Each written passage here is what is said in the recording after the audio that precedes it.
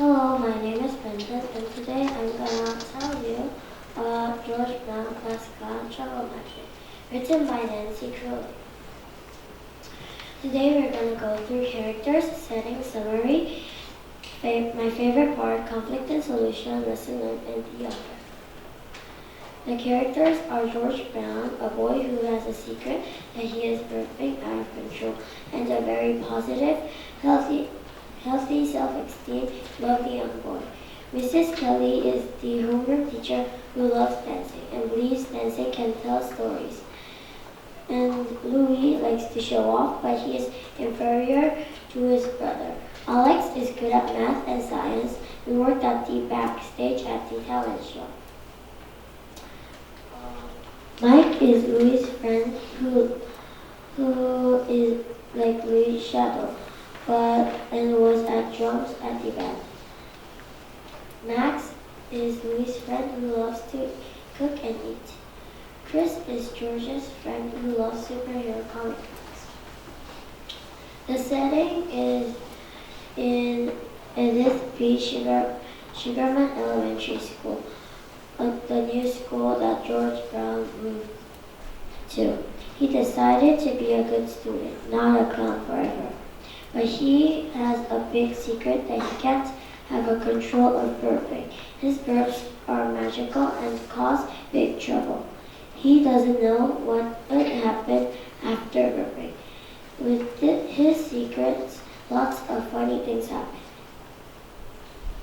The summary is, on the first day, George hadn't made a joke and made no friends because he was no fun. He made a wish to the shooting star. I want to make kids laugh, but not get into trouble. Because the shooting star was gone before he could finish the wish, so only half came true. The first half, make kids laugh. After that, every time the burp came, he never knew when a burp would strike or what it would make him do. For example, he was on the floor wriggling his body up and down, and he juggled raw eggs in his classroom or skateboarded right into a bucket of goo. At his school, there was a talent show. Louis suggested to start a band. George wanted to be a member of it, but Louis didn't believe George was good enough to be one of his members. So Louis invited George to see if he was good as he said he was. George didn't miss a note. This was the beginning of the Runny Nose, the band. George's burp, the biggest one, came out of his mouth while they were performing at the stage, and it caused big trouble.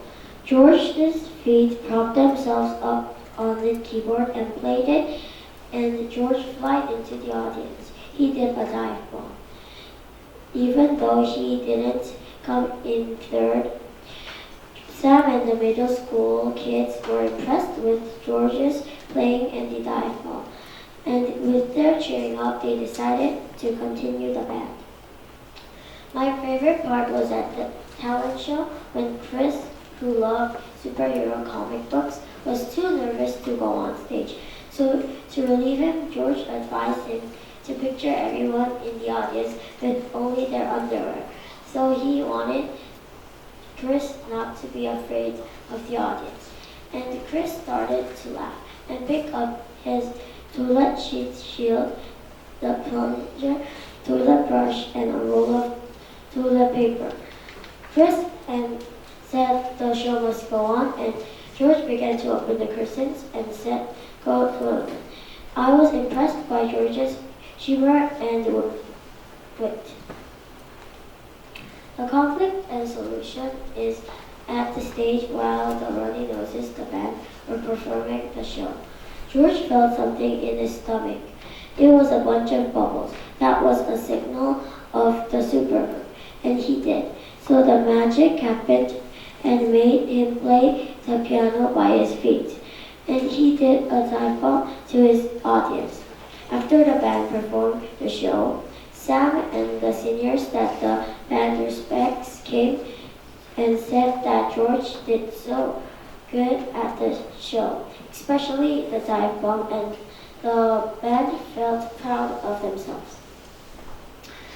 The lesson I learned is never give up because George had the super burp out. He was burping out out of control and it made him feel uncomfortable and hesitate from doing something. But he overcomes every burps and he does everything that he wants although he has the super burps. And that was so impressive. We need to try hard whatever we have in the weak side. Now I'll tell you about the author Nancy Crowley. Nancy Crowley, worked in Brooklyn, New York, is the author of more than 200 books for children and young adults, including the 3 New York Times bestsellers. She has also written a number of celebrity biographies for young readers, including a biography about Leonardo DiCaprio. Thank you for listening.